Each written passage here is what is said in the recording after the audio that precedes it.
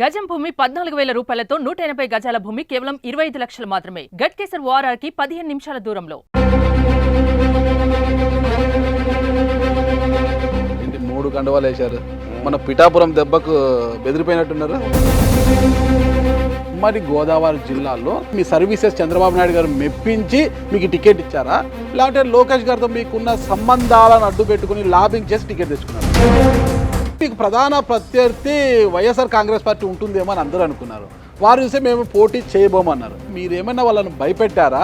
నిజంగా మీకు వాళ్ళు భయపడ్డారా? ఈ ఎలక్షన్ ఫేస్ చేసే అంత అవకాశం లేకపోవచ్చు కదా. అంటే మీతో ఉన్న నోట్ల కట్టలతో వాళ్ళు పోటీ పడలేరంటారా? ఇప్పుడు వైసీపీ అది పోటీలో లేకపోవడంతో మీ విజయం అయిపోయినట్టు అట్లా అనుకోవద్దండి. ఎందుకంటే మీకు పీడిఎఫ్ రావచ్చు, విజయవాళ్ళు రావచ్చు, హర్ష కుమార్ గారు చిన్న కుమారుడు సుందర్ అనుకుంటా.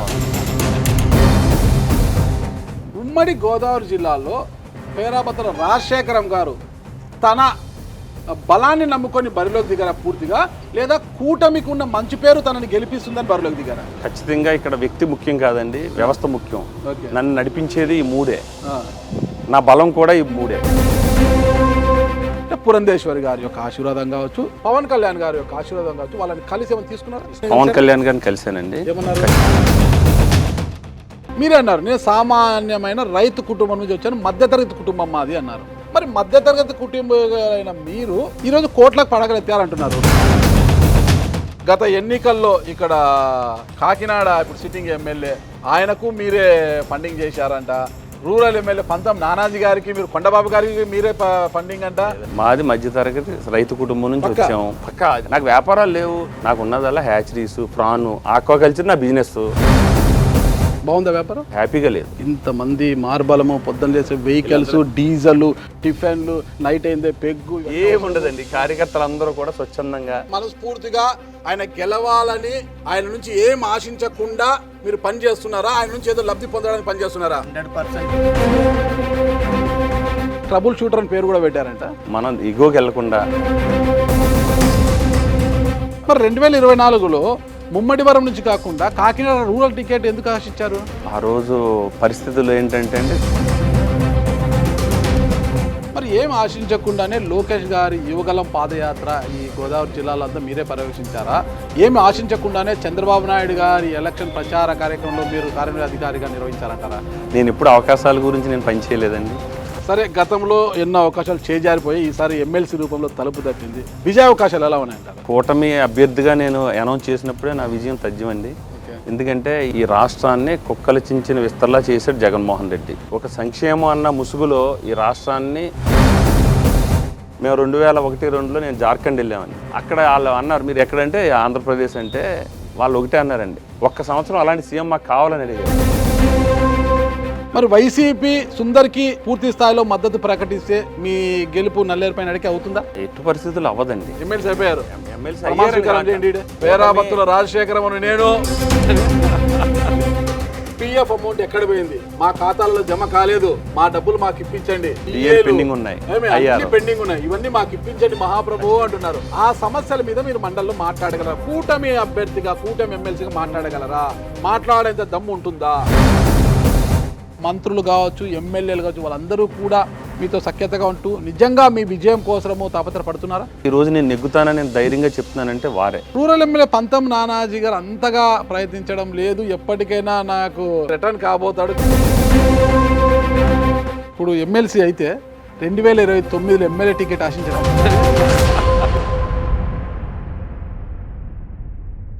Welcome to Suman TV. నేను మీ నాగరాజ్ బైర్శెట్టిని. ఈరోజు ఈ ప్రోగ్రాం మనకు స్పాన్సర్ చేస్తుంది ఎకో తేజస్ విద్యుత్ వాహనాల సంస్థ.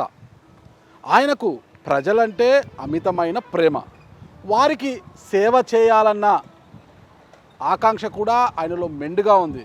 అందులో భాగంగానే ఎలాగైనా చట్టసభల్లోకి వెళ్ళి తనను ప్రేమించే ప్రజలకు సేవ చేయాలన్న లక్ష్యంతో ఉన్న ఆయనకు ఎమ్మెల్యే టికెట్ రూపంలో 2 సార్లు కూడా టికెట్ చేతి వరకు వచ్చి అలానే చేజారిపోయింది. అయితే ఈసారి మాత్రం ఆయన వదులుకోలేదండోయ్. అదే పట్టభద్రుల ఎమ్మెల్సీ రూపంలో ఆయనకు మరొకసారి వరం అట్లా తలుపు తట్టింది. మరి టికెట్ అందిపుచ్చుకున్న ఆయన మరి చట్టసభలకు వెళ్ళి ప్రజలకు సేవ చేస్తారా లేదా ఎమ్మెల్సీ అయ్యాక ఏమి చేయబోతారు అన్న పూర్తి వివరాలు తెలుసుకోవాలంటే ఈ గెస్ట్ హౌస్లో ఉన్న ఆయన వెళ్ళి మనం పలకరించాలి, ఆయనతో అడిగి వివరాలు తెలుసుకోవాలి. ఆయన ఎవరో కాదు, ఉమ్మడి అంటే ఉభయ గోదావరి జిల్లాల తెలుగుదేశం పార్టీ పట్టభద్రుల నియోజకవర్గ ఎమ్మెల్సీ అభ్యర్థి పేరాబత్తుల రాజశేఖరం గారు. ప్రస్తుతం ఆయన లోపల ఉన్నారు. ఆయన అడిగి ఆయన రాజకీయ అరంగేట్రం గురించి, ఆయన ఎమ్మెల్సీ అయిన తరువాత ఎలా న్యాయం చేయబోతున్నారు, ప్రజలకు కావచ్చు పట్టభద్రులకు కావచ్చు ఏం చేయబోతున్నారు అన్న పూర్తి వివరాలు తెలుసుకుంటాం. ఒకసారి నన్ను ఫాలో కండి.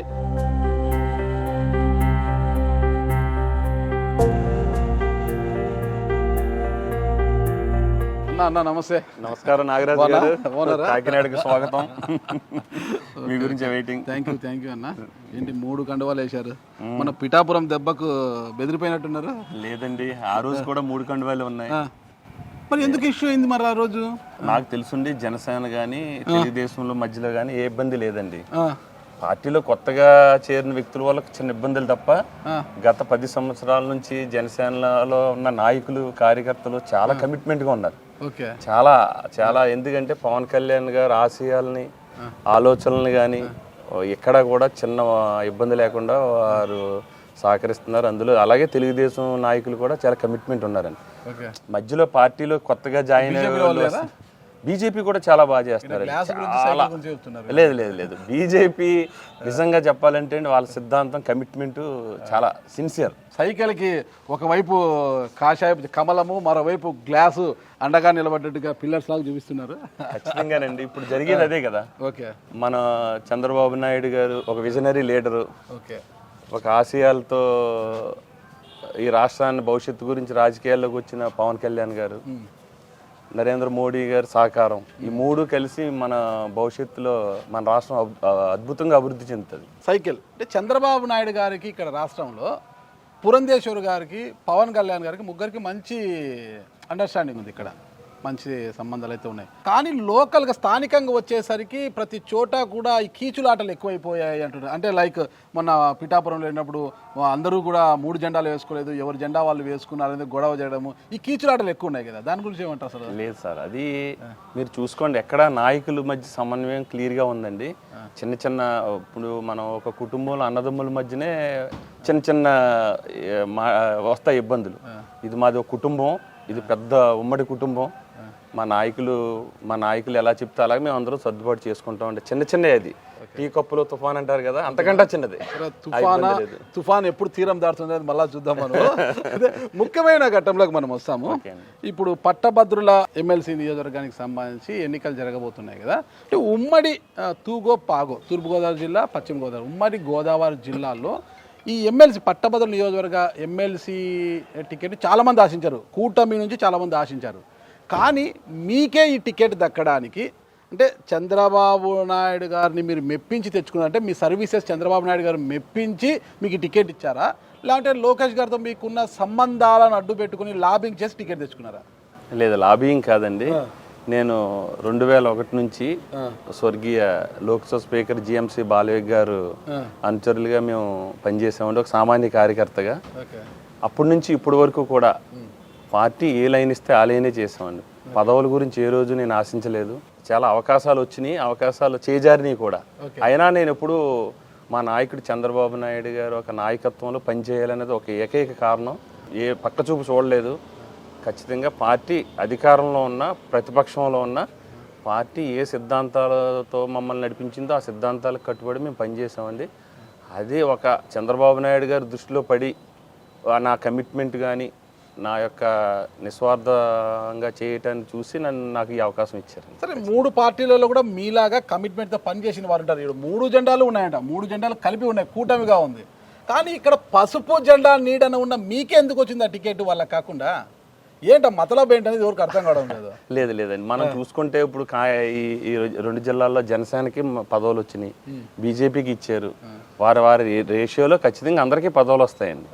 ఎందుకంటే ఈస్ట్ వెస్ట్ గ్రాడ్యుయేట్స్ ఎమ్మెల్సీ అనేటప్పటికీ ఇక్కడ ఎక్కువ గ్రాడ్యుయేట్స్ కూడా ఉండడం జరిగింది. కాబట్టి కొంచెం నేను ఉత్సాహంగా కొంచెం యువతకి ప్రాధాన్యత ఇవ్వాలన్న ఉద్దేశంతో చంద్రబాబు నాయుడు గారు, పవన్ కళ్యాణ్ గారు, పురంధేశ్వరి గారు ముగ్గురికి కూడా నేను ధన్యవాదాలు తెలుపుకుంటున్నాను. నా కూటమి అభ్యర్థిగా నేను ప్రకటించినందుకని. ఓకే, సరే, కూటమి అభ్యర్థిగా మిమ్మల్ని ప్రకటించారు, కూటమి అది సంతోషమే.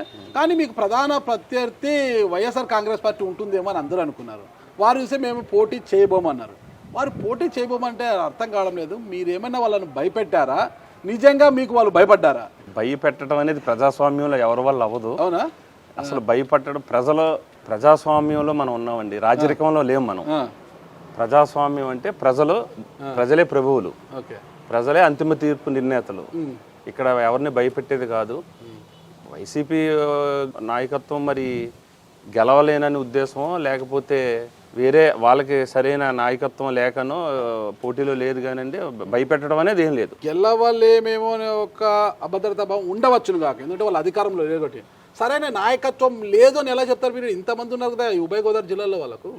ఓకే, ఉన్నారండి, లేండి అంటే అట్లా అని కాదండి. ఈ ఎలక్షన్ ఫేస్ చేసే అంత అవకాశం లేకపోవచ్చు కదా. అంటే మీతో ఉన్న నోట్ల కట్టలతో వాళ్ళు పోటీ పడలేరంటారా? నేను ఒక సామాన్య రైతు కుటుంబం నాదండి. నేను మధ్యతరగతి ఫ్యామిలీ. నేను ఎప్పుడు కూడా రాజకీయాల్లో డబ్బే ప్రభావితం చేస్తుందని నమ్మే వ్యక్తిని కాదు నేను. మన యొక్క నిబద్ధత, ప్రజల సమస్యలు పరిష్కారం చేసే ఒక ఆశయం, ఇవన్నీ ఉంటే ఏ నాయకుడైనా. మీరు ఒకటి చూసుకోండి, గతంలో జిఎంసి బాలయ్య గారు ఈ ప్రాంతం నుంచి లోక్సభ స్పీకర్ అయ్యారు. ఆయన చాలా చిన్న దళిత సామాజిక వర్గం వ్యక్తి. తెలుగుదేశం పార్టీలో డబ్బుకు ప్రాధాన్యత ఉండదండి. ఎప్పుడు కూడా కమిట్మెంటు, ప్రజా సమస్యల మీద పోరాటం, పరిష్కారం, ఇవన్నీ ఉన్న కమిట్మెంట్ ఉన్న వ్యక్తులకు ఎప్పుడు అవకాశాలు వస్తాయి. గతంలో మీరు జెడ్పీటీసీగా పోటీ చేసిన సమయంలోనే ₹1 కోటి పైగా ఖర్చు చేశారు అనేదైతే మీ పైన ఒక ఆరోపణ ఉంది. ఇప్పుడు అప్పుడే కోటి చేశారంటే ఇప్పుడున్న ఖర్చులకు, పెరిగిన ఖర్చులకు తోడు అది కూడా పట్టభద్రుల నియోజకవర్గం ఉభయ గోదావరి జిల్లాలంటే ఎన్ని కోట్లు ఖర్చు పెట్టబోతున్నారు? అది రాంగ్. ఖచ్చితంగా నేను ఆ రోజు జెడ్పీటీసీగా పోటీ చేసేటప్పుడు జెడ్పీ చైర్మన్ అవకాశం గురించి మేము చేసాం. ఇప్పుడు మేము అధికారంలో కూడా లేము ఆ రోజునండి. అదేం కాదు. ఇప్పుడు మీరు ఇంకోటి పట్టభద్రుల గురించి అన్నారు. పట్టభద్రులు అన్నది మనం ఈ సమాజంలో బాధ్యత గల వ్యక్తులు వాళ్ళు. ఈ సమాజాన్ని నిర్మించి నడిపించే సత్తా ఉన్న, సామర్థ్యం ఉన్న వ్యక్తులు పట్టభద్రులు. వారిని ఎవరూ కూడా డబ్బుతో కొనే ధైర్యం, దమ్ము పట్టభద్రులకి కొనే అంత ఛాన్స్ ఉండదు. డబ్బు అనేది ఈ ఎలక్షన్లో ప్రభావితం చేయదు అనేది నా ప్రధాన నమ్మకం. పట్టభద్రులే కాదండి, ప్రజలు కూడా డబ్బులు తీసుకోరు. ప్రజలు డబ్బులు తీసుకునేలా తయారు చేసింది రాజకీయ నాయకులు. వాళ్ళ అవసరాల కోసము, వారి పదవి ఆకాంక్ష కోసము, వాళ్ళ పదవి ఆకాంక్ష తీర్చుకోవడానికి వాళ్ళని వాళ్ళ వైపు బానిసలుగా మార్చుకుంది ఈ రాజకీయ నాయకులే. మరి దానికి మీరు అతిథులేం కాదు కదా. అందులో పట్టభద్రులు ఉంటారు, నేను కూడా ఒక పట్టభద్రునే. పట్టభద్రులు ఉంటారు, సామాన్యులు ఉంటారు. అందరినీ అలా మార్చేశారు. అంటే ఎలక్షన్స్ వచ్చాయంటే చాలు, మా ఇంట్లో ఇంతమంది ఉన్నారు, మాకు ఇన్ని వేలు, ఒక 5 మంది ఉంటే 10,000 వస్తుంది, ₹1000 అయితే 5,000 వస్తుంది, ఆశ పెట్టుకొని ఉంటారు అందరూ కూడా. దానికి మీరు అతిథులేం కాదు కదా. నాకు చాలా నమ్మకం. ప్రజాస్వామ్యం విలువలు కూడా మనం కాపాడవలసిన బాధ్యత ఉంది. మీరు చెప్పిన దాంట్లో కొంత నిజం ఉంది. కొంత నిజం, పూర్తి నిజం కాదండి. పూర్తి నిజం ఎందుకు కాదంటే డబ్బే ప్రభావితం చేస్తే మన కూటమి నెగ్గదు. జగన్మోహన్ రెడ్డి దగ్గర ఉన్న డబ్బు ప్రభావం, అధికార ప్రభావం చూస్తే దాని ముందు జగన్మోహన్ రెడ్డి గారి మీద వచ్చిన పూర్తి వ్యతిరేకత కూటమి ఓట్లు పడాయి. ఇక్కడ జరిగింది ఏంటి? కూటమి జగన్ అనుకున్నప్పుడు మాకు జగన్ వద్దు, కూటమి కావాలని ప్రజలు నిర్ణయించుకున్నారు కాబట్టి కూటమికి ఓట్లు పడినాయి. ఇప్పుడు పరిస్థితి వేరే. అంటే వచ్చినాక సంక్షేమ పథకాలు అమలు చేయడం లేదనో, నా అరెస్టులు పెరిగిపోయాను, నానా రకాల ఆరోపణలు వస్తున్నాయి, 5 నెలల కాలం వచ్చింది. ఎంతో కొంత ఒక పాయింట్ 2 పాయింట్స్ కొంత వ్యతిరేకత అనేది ప్రభుత్వం మీద స్టార్ట్ అవుతుంది, ఏ ప్రభుత్వం వచ్చినా కూడా. అంటే ఈ పరిస్థితులలోనే జరిగే పోటీ చాలా కీలకం అనమాట. అంటే మీ పోటీ చాలా కీలకంగా ఉంటుంది. ఖచ్చితంగా నేను మీకు చెప్పగలనండి. అసలు వచ్చి 6 నెలలు అయింది ఈ గవర్నమెంట్. గత 2019-24 మధ్య చూసుకుంటే ఈ రాష్ట్రాన్ని కుక్కలు చించిన విస్తరలా చేశాడు జగన్మోహన్ రెడ్డి. మీరు చూసుకోండి, ఒక ఉద్యోగ అవకాశాలు కల్పించలేదు, ఒక సంక్షేమం అన్న ముసుగులో ఈ రాష్ట్రాన్ని చాలా భ్రష్టు పట్టించారన్నది మనందరికీ తెలుసు. కానీ ఇప్పుడు ఈ కూటమి ప్రభుత్వం సమర్థుడు, మంచి దార్శనికుడు, విజనరీ లీడరు చంద్రబాబు నాయుడు గారి మీద నమ్మకం, అలాగే ఎంతో ఆశయాలతో రాజకీయాల్లోకి వచ్చిన పవన్ కళ్యాణ్ గారు, కేంద్రం సహకారం మోడీ గారు మనం చూసుకుంటున్నాం. ఈరోజు ఈ 6 నెలల్లోనే చూసుకుంటే ఇంచుమించుగా ఈ రాష్ట్రంలో ఉద్యోగ అవకాశాలు కల్పించడంలో కానీ, సంక్షేమంతో పాటు అభివృద్ధి చేయడంలో కానీ ఎక్కడా కూడా తగ్గలేదండి ఈ కూటమి ప్రభుత్వం. లాస్ట్ మంత్ మనం చూసుకుంటే లోకేష్ బాబు గారు కూడా అమెరికాలో ఇంచుమించుగా 100 కంపెనీలు పైగా మరి కలవటం జరిగింది. ఆయన వచ్చిన తర్వాత మనకి 1,40,000 కోట్లు పెట్టుబడులు కూడా రావడం జరిగింది. ఆ ఒప్పందాలు కూడా మీకు జరిగినాయి. సుమారుగా ఇంచుమించుగా 2,50,000 ఉద్యోగ అవకాశాలు తద్వారా వస్తున్నాయి. ఇవన్నీ అభివృద్ధి కదా. మీకు ఒక సడన్గా ఇంత ఈ వ్యవస్థను నాశనం చేసినప్పుడు ఒక నెలలోనూ ఎంత వెంటనే సర్దుబాటు అవ్వదు. మీరు చెప్పేది ప్రజలు అంటే నేను ఒకటి చెప్తాను. 2014లో మీ పార్టీ అధికారంలో విభజిత ఆంధ్రప్రదేశ్లో తెలుగుదేశం పార్టీ తొలిసారిగా అధికారంలోకి వచ్చిన తర్వాత అప్పుడు జరిగిన పట్టభద్రుల నియోజకవర్గం, రాయలసీమలో జరిగిన పట్టభద్రుల నియోజకవర్గం ఎన్నికల్లో టీడీపీ నుంచి కేజీఆర్ రెడ్డి గారు, వైసీపీ నుంచి గోపాల్ రెడ్డి గారు నిలబడితే వైసీపీ అభ్యర్థి ఆడ గెలిచాడు. అక్కడ అంటే టీడీపీ మీద వ్యతిరేకత ఉంది కాబట్టి పట్టభద్రులు అలా నిర్ణయం తీసుకుని అనుకోవచ్చు. తర్వాత వైసీపీ అధికారంలోకి వచ్చినప్పుడు జరిగిన పట్టభద్రుల నియోజకవర్గ ఎన్నికలు అదే గోపాల్ రెడ్డి కొడుకు రవీంద్రారెడ్డి వైసీపీ అభ్యర్థిగా నిలబడితే అక్కడ టీడీపీ గెలిచింది. ఎవరు? భూమిరెడ్డి రామగోపాల్ రెడ్డి గారు మీకోసం ప్రచారానికి వచ్చారు కదా, ఆయన గెలిచాడు. అధికార పార్టీ అభ్యర్థి అయిన రవీంద్రారెడ్డి ఓడిపోయారు. అంటే అప్పటికి జగన్మోహన్ రెడ్డి గారు మేలుకోలేదు, మా మీద వ్యతిరేకత స్టార్ట్ అయింది, ఇది నేను గమనించాలని మేలుకోలేదు ఆయన. అందుకే ఈ 11 స్థానాలకు పరిమితమయ్యారు.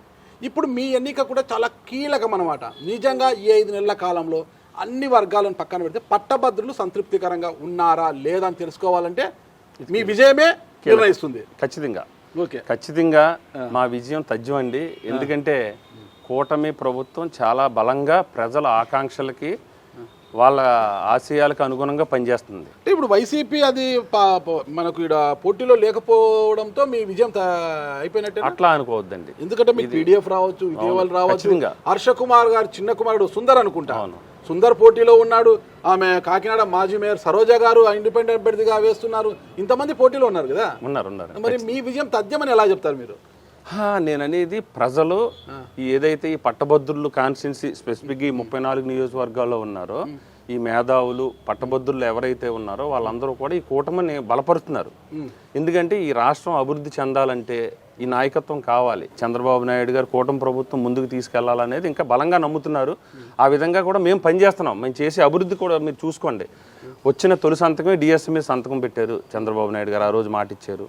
మనం ఈ 5 సంవత్సరాల్లో 20 లక్షల ఉద్యోగాలు కల్పిస్తామని మేనిఫెస్టోలో పెట్టడం కూడా జరిగింది.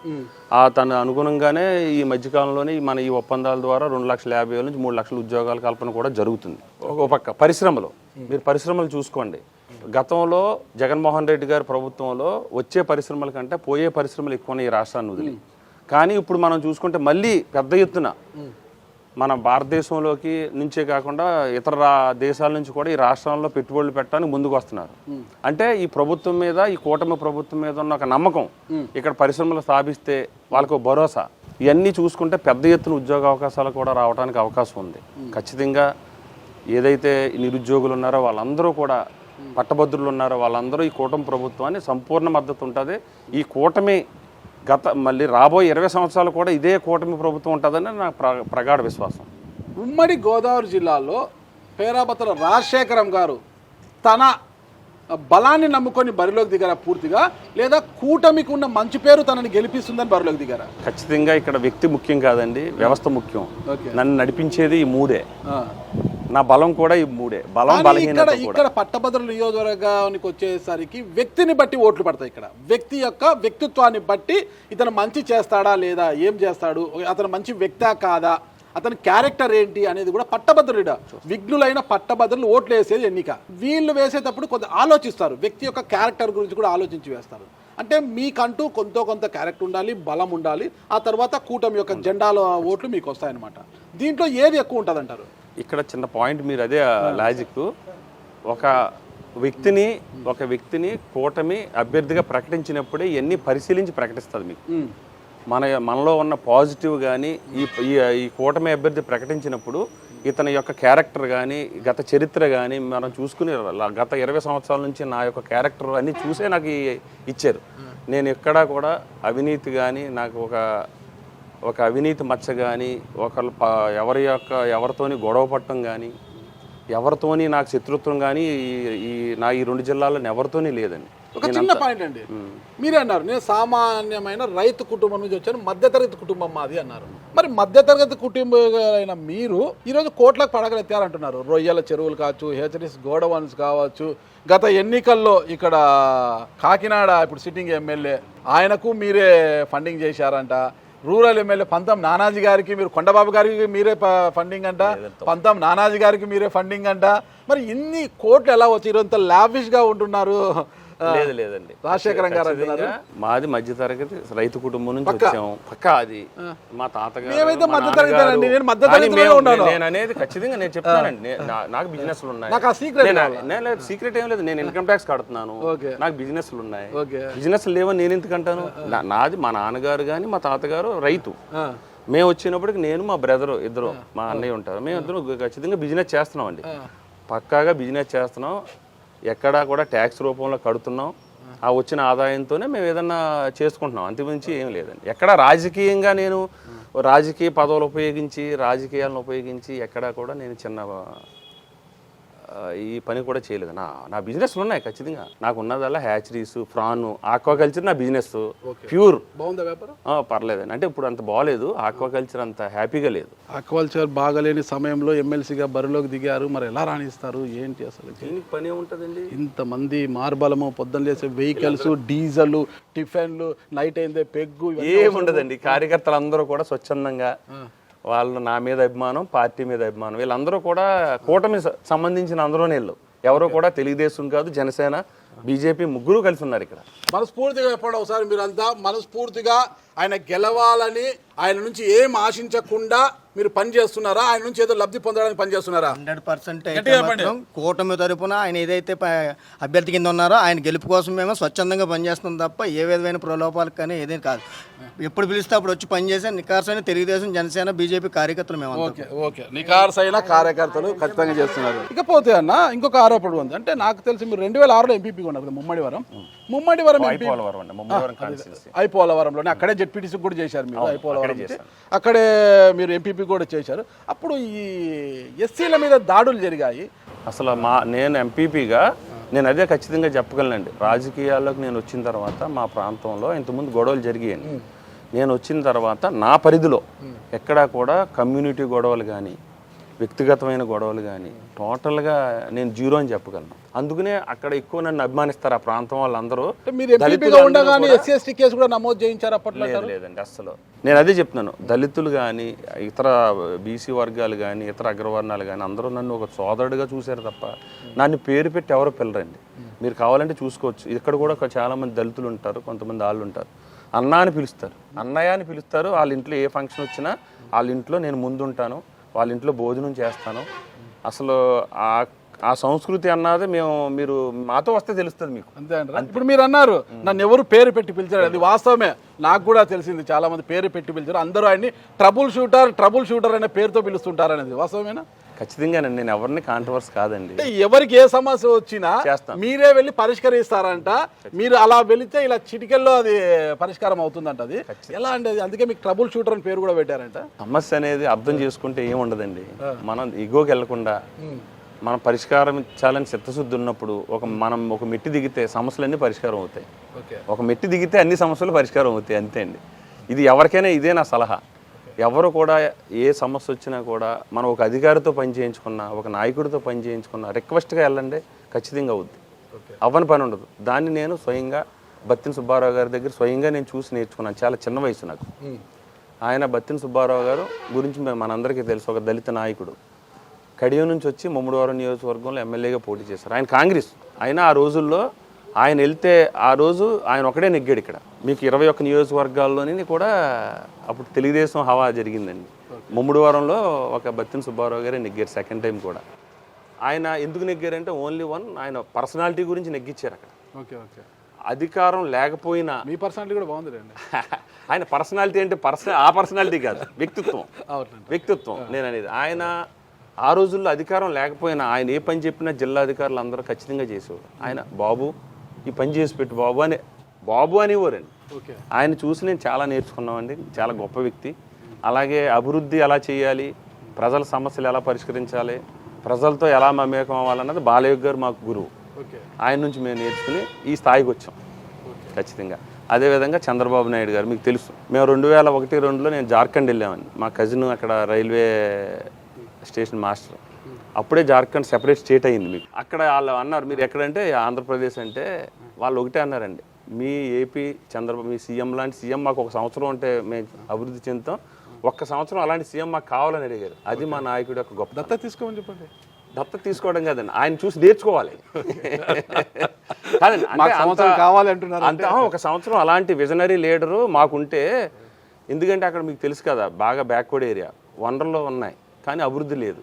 కానీ ఇలాంటి విజనరీ లీడర్ ఉండాలనేది అంటే మా నాయకుడు గొప్పతనం గురించి నేను చెప్తున్నా. ఆయన గొప్పతనము, ఆయన అడ్మినిస్ట్రేషను ఎవరు కూడా తీసేయలేరండి. ఆయన అడ్మినిస్ట్రేషన్ గురించి ఆయన గొప్పతనము, రాజకీయంగా ఆయన ఎప్పుడు కూడా మెచ్చుకోదగ్గ వ్యక్తి ఆయన.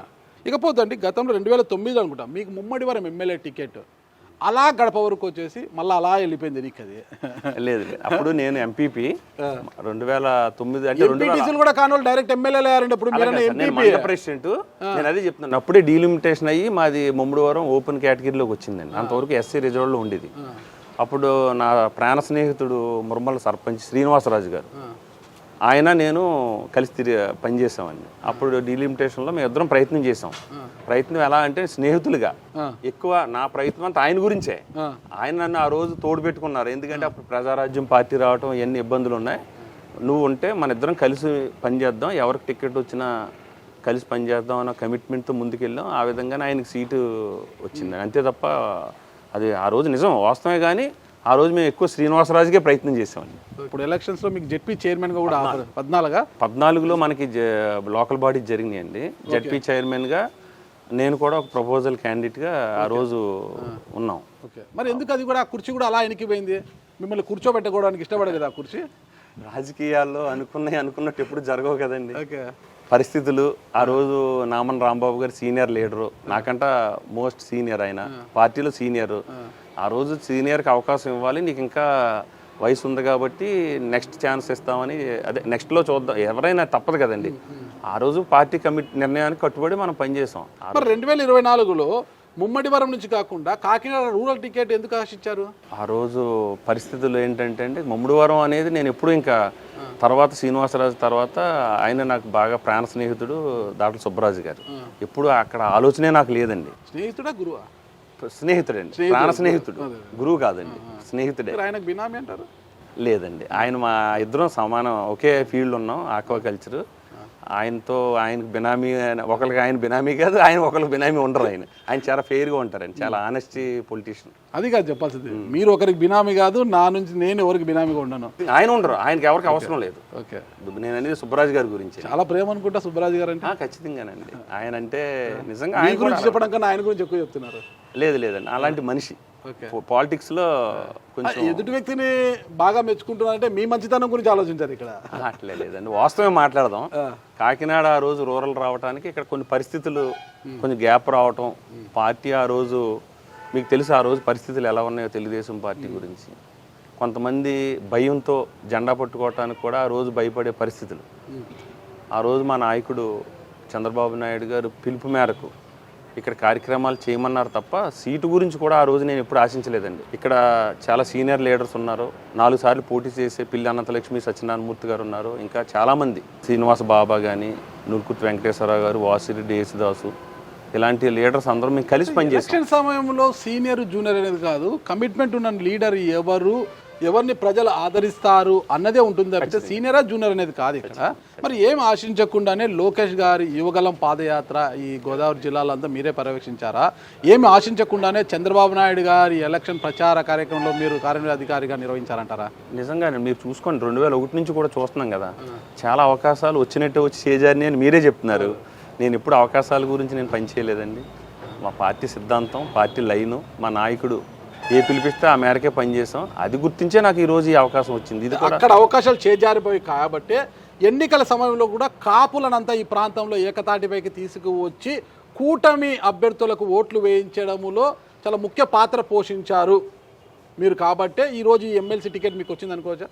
అట్లా లేదండి. కూటమికి ఆ రోజు కమ్యూనిటీకి లేదండి. ఆ రోజు పవన్ కళ్యాణ్ గారు ఉన్నారు, చాలా అద్భుతమైన నాయకుడు. మన చంద్రబాబు నాయుడు గారు. పవన్ కళ్యాణ్ గారు ఉండొచ్చు, ఇక్కడ క్యాడర్ నడిపించే బాధ్యత కూడా ఒకరు తీసుకోవాలి కదా. కాపులను నడిపించే బాధ్యత కూడా పవన్ కళ్యాణ్ గారు పిలుపునిస్తారు. కాపుల్ని తీసుకోవడంలో ఆయన ఒక సామాజిక వర్గానికి నాయకుడు, అన్ని సామాజిక వర్గాలు ఆయన ఒక కాపు సామాజిక వర్గం చెందిన వారు కావచ్చు. ఆయన అందరికీ కావాల్సిన నాయకుడు ఆయన. కాపులను పవన్ కళ్యాణ్ వైపు నడిపించడానికి కూడా మీలాంటి వారి చొరవ అయితే ఉండాలి కదా. అంటే అందరం కలిసి పనిచేసామండి. అక్కడ కాపు అనే లేదు, మేము అందరం ఇక్కడ బీసీలు ఉన్నారు, ఎస్సీలు ఉన్నారు, అదర్ ఓసీస్ ఉన్నారు. అందరం కూడా ఈ కూటమి ప్రభుత్వం గురించి కలిసి పనిచేసాం. కలిసి పనిచేసేదానికి నేను ఒక మార్గం. కోడిపందాలు బాగా ఆడతారండి ఇక్కడ? అంటే ఈస్ట్ వెస్ట్లో వాస్తవమే కదండి. అమ్మో, నాకు భయపడే అంటే ఏంటంటారేమో అనుకున్నాను. లేదు లేదండి, కోళ్ళపందాలు అంటే ఏంటంటారేమో. అలా ఎందుకంటే నేనైతే నిజమే కదండి. అదేమి నేను అబద్ధం చెప్పినంత మాత్రం నవ్వదు. ఫస్ట్ నుంచి ఒక ట్రెడిషనల్గా పండగలకి వెస్ట్ గోదావరి కానీ ఈస్ట్ గోదావరి కానీ కోడిపందాల అనేది ఆ 3 రోజులు సాంప్రదాయంగా వస్తుంది. అది అందరికి తెలిసిన విషయమే. కానీ ఈ ప్రాంతంలో కోళ్ళ పందాలు నిర్వహించాలంటే వేదిక ఎక్కడ, ఏ మైదానం అయితే బాగుంటుంది, వెన్యూ ఎక్కడ అనేది డిసైడ్ చేసేది మీరే అంటే కదా. లేదు నేను మళ్ళీ చెప్తున్నాను మీకు, కోడి పందాలు కోడి పుంజుని పంచడం కానీ నేను చూస్తే చూడొచ్చు కానీ నాకు అలవాట్లేదు. గ్రౌండ్ డిసైడ్ చేయడం అసలు మనకు లేదండి. గ్రౌండ్ ఎప్పుడు చూడండి, నేను ఎప్పుడు గ్రౌండ్లోనే కనిపించను మీకు. ఎప్పుడైనా స్టార్టింగ్ టైంలో ఫ్రెండ్స్ వస్తే వెళ్ళి కనిపించి వచ్చేస్తానండి, అంతే తప్ప కోడిపందాలు అంత ఇంట్రెస్ట్ కాదు నాకు. సరే, గతంలో ఎన్నో అవకాశాలు చేజారిపోయి ఈసారి ఎమ్మెల్సీ రూపంలో తలుపు తట్టింది. విజయ అవకాశాలు ఎలా ఉన్నాయంటారు? నా విజయం కూటమి అభ్యర్థిగా నేను అనౌన్స్ చేసినప్పుడే నా విజయం తథ్యమండి. ఎందుకంటే ఈ 34 నియోజకవర్గంలో జనసేన, బీజేపీ, తెలుగుదేశం కూటమి నాయకులు, కార్యకర్తలు వారి స్థాయికి మించి నా విజయాన్ని కృషి చేస్తున్నారు. ఖచ్చితంగా ఈ విజయం మా కూటమి విజయంగానే నేను భావిస్తున్నాను. సరే, మీరు ఉన్నారు, హర్షకుమార్ చిన్నకుడు సుందర్ కూడా స్వతంత్ర అభ్యర్థిగా బరిలోకి దిగి ఎట్లా వైసీపీ పోటీ బరిలో లేదు కాబట్టి వైసీపీ మాకు మద్దతు ఇవ్వబోతోంది అని ప్రచారం చేసుకుని తిరుగుతున్నాడు కదా. అవ్వచ్చు, మరి ఆయన వ్యక్తిగతం కదండి, ఆయన పోటీ చేయొచ్చు. ప్రజాస్వామ్యంలో ఎవరైనా పోటీ చేయొచ్చు. అందులో వైసీపీ సుందర్కి పూర్తి స్థాయిలో మద్దతు ప్రకటిస్తే మీ గెలుపు నల్లేరుపైన అడిగి అవుతుందా, టఫ్ అవుతుందా? ఎట్టి పరిస్థితులు అవ్వదండి. ఎమ్మెల్సీ అయిపోయారు, ఎమ్మెల్సీ అయ్యారని కాదు, అవకాశాలు మాకు ఎక్కువ ఉన్నాయి. ఖచ్చితంగా పేరాబత్తుల రాజశేఖరం అని నేను లేదండి. ఎందుకంటే ఈ గ్రాడ్యుయేట్స్ ఎవరైతే మేధావులు ఉన్నారో ఈ విజయం, ఈ ఎన్డీఏ కూటమి ఇంత విజయం సాధించిందంటే వాళ్ళ ప్రాధాన్యత ఇందులో చాలా భూమికి ఎక్కువ ఉంది. మీరే చెప్పారు, ఉత్తర రాయలసీమ, పశ్చిమ రాయలసీమ, తూర్పు రాయలసీమ, అలాగే ఉత్తరాంధ్ర, ఈ 3 కూడా ఎలక్షన్లో ఇంచుమించుగా గ్రాడ్యుయేట్స్ ఎలక్షన్లో మనం కూటమి విజయం సాధించింది. ఆ రోజు తెలుగుదేశం విజయం సాధించింది. అంటే పట్టభద్రులు అందరూ కూడా ఎవరైతే మేధావులు ఉన్నారో ఈ నాయకత్వాన్ని కోరుకున్నారు. భవిష్యత్తులో కూడా ఆ నాయకత్వాన్ని బలపరుస్తారనేది మా నమ్మకం. మండలి అంటే పెద్దల సభ, మీకు తెలిసిందే. అసెంబ్లీ అంటే శాసనసభలో ఒక అంశం మీద, ఒక బిల్లు మీద చర్చ జరిగిన తర్వాత అది మండలికి పంపితే పెద్దలంతా కూర్చొని దానికి ఆమోద ముద్ర వేయాలి. అప్పుడు ఆ బిల్లు ఆమోదం పొందినట్టు అవుతుందట. కానీ ఒక్కొక్క రంగానికి సంబంధించి అక్కడ నిపుణులైన వారు ఉండాలి ఆడ మండలిలో మాత్రం. ఖచ్చితంగా అది ఏమైపోయిందంటే శాసన మండలి అనేది ఒక రాజకీయ పునరావాస కేంద్రం అయిపోయింది. ఎమ్మెల్యే టికెట్లు రాని వాళ్ళు, పెద్ద కార్పొరేషన్ పదవులు రాని వాళ్ళు, ముందు నుంచి పార్టీలో చాలా గొప్పగా పనిచేసిన వారందరినీ కూడా ఎక్కడ పునరావాస కేంద్రం కల్పించాలి అంటే ఫస్ట్ ఆఫ్ ఆల్ ఎమ్మెల్సీ చూసారంటే టీటీడీ బోర్డు మెంబర్ చూస్తారనమాట. వాళ్ళందరినీ తీసుకొచ్చి మండలిలోకి చేర్చేస్తున్నారు. నిపుణులు ఒకరో ఇద్దరు తప్పితే పెద్దగా కనిపించారు అక్కడ. ఆ రంగాల మీద, ఆ సబ్జెక్టు మీద కూలంకషంగా మాట్లాడే నిపుణులు అలాంటి మండలిలోకి మీరు వెళ్ళబోతున్నారు. మరి మీ మార్క్ ఎలా చూపిస్తారు? అసలు మీకు ఎందులో అనుభవం ఉంది మాట్లాడడానికి? ఖచ్చితంగానండి, ఈ నిరుద్యోగ సమస్య మీద నాకు కొంత అవగాహన ఉంది. పశ్చిమ గోదావరి, తూర్పు గోదావరిలో ఎక్కువ గ్రాడ్యుయేట్స్ ఉన్నారు మనకి. మీరు నిరుద్యోగి కాదు కదా, వాళ్ళ మీద అవగాహన ఎలా ఉంది మీకు? నేను నిరుద్యోగి అంటే ఎలా కాదు అనుకుంటున్నారు మీరు? ఎందుకు ఉండకూడదు? రొయ్యల చెరువులు ఉన్నాయి, ఇంత పెద్ద ఇప్పుడు నేను వ్యాపారవేత్తనే, నేను ఉద్యోగ అవకాశాలు కల్పిస్తున్నాను కదండి నా స్థాయిలో. నేను కొంతమందికి ఉపాధి కల్పిస్తున్నాగా. నా దగ్గరికి చాలామంది, ఎందుకంటే మాకు హ్యాచరీస్లో సైన్స్, మనకి అగ్రికల్చర్ సైన్స్ స్టూడెంట్స్ అవసరం ఉంటారు. వాళ్ళకి మేము ల్యాక్స్ మీద శాలరీస్ ఇస్తాం. ఎందుకంటే టెక్నీషియన్ అని మన ఉంటారు. మా దగ్గర కూడా ఇంచుమించుగా టెక్నికల్ పీపుల్ ఒక 30-40 మెంబర్స్ ఉంటారండి. నాన్ టెక్నికల్ పీపుల్ 400-500 మంది పనిచేస్తున్నారు. అందరూ డిగ్రీ చదివిన వాళ్ళు ఉన్నారు, డిగ్రీ చదవకుండా ఉన్న వాళ్ళు ఉన్నారు, అందరూ ఉన్నారు. వాళ్ళ బాధలు, సమస్యలు మాకు తెలుసు. ఎందుకంటే ఒక స్టూడెంట్ ఇంచుమించుగా 20-25 సంవత్సరాలు కష్టపడి చదివి ఆ వయసులో ఉద్యోగం రాకపోతే ఆ బాధ ఏంటన్నది మేము చూసాం ఖచ్చితంగా. ప్రతి చదువుకున్న విద్యార్థి కూడా నిరుద్యోగిగా ఉండకుండా చదువుకున్న కాలేజీలోనే క్యాంపస్ సెలక్షన్నే వారి నైపుణ్యానికి తగ్గట్టుగా చేయాలని మా యువ నాయకుడు లోకేష్ బాబు గారు చాలా గట్టిగా ప్రయత్నం చేస్తున్నారు. మనం చూసుకుంటే విద్యా వ్యవస్థ ఆయన విద్యాశాఖ మంత్రి విద్యా వ్యవస్థను పూర్తిగా మార్చి పటిష్టమైన విద్యా వ్యవస్థను తీసుకురావాలని, అలాగే స్కిల్ సెన్సర్స్ అనే ప్రోగ్రాం కూడా చేస్తున్నారు. ఇవాళ దేశంలో ఎక్కడా జరగట్లేదని ఇవాళ కొత్తగా మన రాష్ట్రంలో స్కిల్ సెన్సర్స్ అనే ప్రోగ్రాం స్టార్ట్ చేశారు. ఎందుకంటే ఎవరు ఏ నైపుణ్యంలో అర్హులై ఉన్నారో వాళ్ళందరికీ ఆ నైపుణ్యానికి తగ్గట్టుగా ఉద్యోగ అవకాశాలు కల్పించాలన్నదే లోకేష్ బాబు గారి ప్రయత్నం. రాబోయే రోజుల్లో ఖచ్చితంగా ఈ 2 జిల్లాల్లోనే కాదు, తెలుగు రాష్ట్రంలో ఆంధ్రప్రదేశ్లో నిరుద్యోగం అనేది ఉండకుండా చేయాలన్నదే మా నాయకుడి ప్రయత్నం. ఖచ్చితంగా దాన్ని చేస్తాం. మా ప్రయత్నం గోదావరి జిల్లాలో పట్టభద్రులంతా మీకు ఓట్లేసి మీరేం చేస్తారు? పట్టభద్రులు అంటే ఊరికే డిగ్రీలు చదువుకొని బయట ఉండేవాళ్ళు కాదు, ప్రభుత్వ ఉద్యోగస్తులు ఉంటారు, ప్రభుత్వ ఉపాధ్యాయులు ఉంటారు, అందరూ వీళ్ళంతా కలిపి ప్రైవేట్ స్కూల్స్ ఎంప్లాయీస్ అందరూ ఉంటారన్నమాట. వాళ్ళందరి కోసం మీరేం చేస్తారు? అసలుకి ఈ 2 జిల్లాల్లో గ్రాడ్యుయేట్స్ చాలా ఎక్కువ మంది ఉన్నారు. అందులో ఉద్యోగస్తులు ఉన్నారు, మీరు అన్నట్టు నిరుద్యోగులు ఉన్నారు. నిరుద్యోగికి సంబంధించి ఫస్ట్ ప్రయారిటీ నేను ఖచ్చితంగా ఇస్తాం. ఎందుకంటే వాళ్ళకి ఉద్యోగ అవకాశాలు కల్పించేదానికి ఈ ప్రాంతంలో పరిశ్రమలు స్థాపించి ఐటీ రంగంలో కానీ సాంకేతిక రంగంలో కానీ ఎక్కువ పరిశ్రమలు తీసుకొచ్చేదానికి, తద్వారా ఈ ప్రాంతంలో ఉన్న నిరుద్యోగులందరూ ఉద్యోగ అవకాశాలు కల్పించడానికి నేను ప్రత్యేకమైన ఒక ప్లాన్ ఆఫ్ యాక్షన్తో ముందుకెళ్ళడానికి మేము ప్రయత్నం చేస్తున్నాం. అది ప్రభుత్వ పాలకుల సహకారంతో. రెండోది విద్యా వ్యవస్థ. నేను ఈ ప్రాంతంలో చూసినప్పుడు ప్రభుత్వ పాఠశాలలో ఇంకా మెరుగుపరచవలసిన సౌకర్యాలు ఉన్నాయి, స్టూడెంట్స్కి ఇవ్వాల్సిన ఫెసిలిటీస్ ఉన్నాయి, వాళ్ళకి ప్రోత్సాహాలు పెంచాలి, ఇంకా విద్యా వ్యవస్థను పటిష్టం చేయాలి. ఇవన్నీ మా దృష్టికి వచ్చిన సమస్యలు. ఇది తద్వారా అలాగే ఆల్రెడీ ఉద్యోగస్తులు పట్టభద్రులు అంటే ఉద్యోగస్తులు కూడా ఉంటారు కదా, వాళ్ళందరి సమస్యలు ప్రైవేట్ ఉద్యోగస్తులు ఉన్నారు, గవర్నమెంట్ ఉద్యోగస్తులు ఉన్నారు. మనం ఏపీపీఎస్సీ చైర్మన్ ప్రకటించడం జరిగిందండి కూటమి ప్రభుత్వం. గ్రూప్ 2 కానీ గ్రూప్ 1 కానీ ఇప్పుడు వేస్తున్నారు. అందులో మనకి నోటిఫికేషన్ కూడా వచ్చిందండి. 60 రోజులు టైంలో మనకి షెడ్యూల్ రిలీజ్ చేశారు. స్టూడెంట్స్ అందరూ కూడా చాలామంది వందలాది మంది మాతో ఫోన్లో కానీ వాట్సాప్ మెసేజ్లు కానీ పెట్టడం జరిగిందండి. టైం సరిపోదన్నా, మేము చాలా ప్రిపేర్ అయి ఉన్నాం, ఎదరేమో బడ్జెట్ వస్తుంది, బడ్జెట్ కూడా ప్రిపేర్ అవ్వాలి, కాబట్టి మాకు 90 డేస్ కావాలి, ఇంకో 25 డేస్ పెంచితే మాకు మంచిదని చెప్పారు. మేము ఆ సమస్యలన్నీ విని వెంటనే లోకేష్ గారి దృష్టికి తీసుకెళ్తే వెంటనే ఆయన స్పందించి ఎక్కడా కూడా చాలా ఆశయాలతో వాళ్ళు ఎన్నో సంవత్సరాలు కష్టపడి గ్రూప్స్కి ప్రిపేర్ అవుతున్నారు, వాళ్ళని ఎక్కడ నిరుత్సాహపరచకండి, ఎంకరేజ్ చేయండి, వీలైతే వాళ్ళ టైంని వెంటనే మనం ఇద్దాం. 90 డేస్ కావాలంటున్నారు కదా, 25 డేస్ అడుగుతున్నారు, 30 డేస్ పెంచి వాళ్ళని ఇంకా ఎంకరేజ్ చేయండి. వాళ్ళనే ఎందుకంటే డిస్కరేజ్ చేయకుండా మెంటల్గా రిలాక్స్గా ఉంటేనే గ్రూప్స్కి ప్రిపేర్ అవుతారు, కాబట్టి ఆ విధంగా మీరు చేయండి అని చెప్పారు. ఆ ఇష్యూని కూడా మేము సాల్వ్ చేయడం జరిగిందండి.